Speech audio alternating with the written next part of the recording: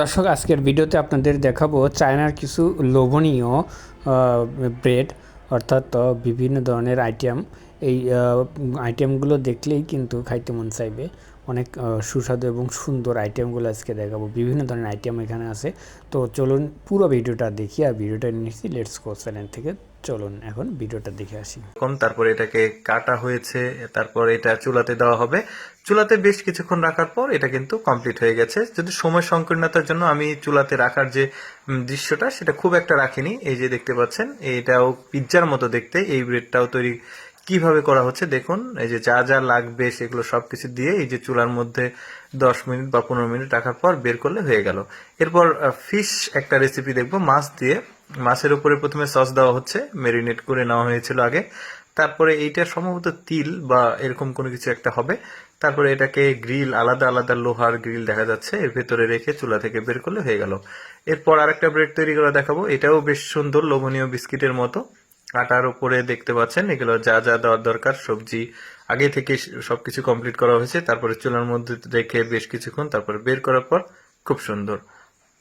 এরপর এইটা দেখায়, এটাও খুব সুন্দর, একদম পিৎজার মতো দেখতে, বিভিন্ন কালারের দেখা যাচ্ছে। যা যা প্রয়োজন সবজি বা সেদ্ধ করা যা যা প্রয়োজন সবকিছু এই পিঠার মধ্যে দিয়ে চুলার মধ্যে বেশি কিছুক্ষণ রেখে এই যে হয়ে গেল এইটা। এরপরে হাড়ের মতো দেখতে আর কি একটা পিঠা বা ব্রেড, এটা দেখতে পাচ্ছেন চাটনির মতো কিছু একটা দিয়েছে। তারপরে এটাকে বিশেষ উপায়ে এইটা তৈরি করা হলো, চুলার মধ্যে দিল, তারপরে বের করলো, হয়ে গেছে। অ্যাকচুয়ালি আমি খুব একটা বেশি চুলার মধ্যে রাখার দৃশ্যটা রাখছি না, কারণ ভিডিওটা তো দেখাতে হবে ভালোভাবে।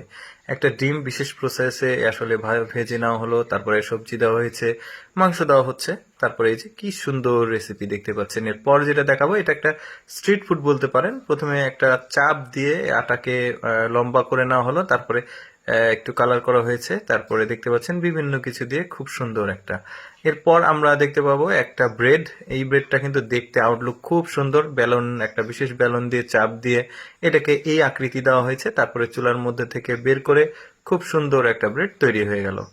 এরপর যেটা দেখাবো এটা মুংলাইয়ের মতো দেখতে, বাট মুংলাই কিনা আমি জানি না।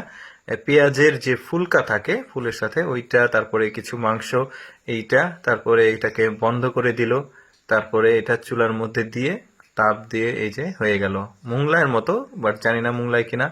এটাও একটা খুব সুন্দর দেখতে পাচ্ছেন, সবজি দিয়েছে, ডিম দিয়ে, ডিমের টুকরো, তারপরে পেঁয়াজের ফুলকা, এগুলো সব কিছু দিয়ে এই যে চুলার মধ্যে থেকে এটাকে বের করলো, হয়ে গেল।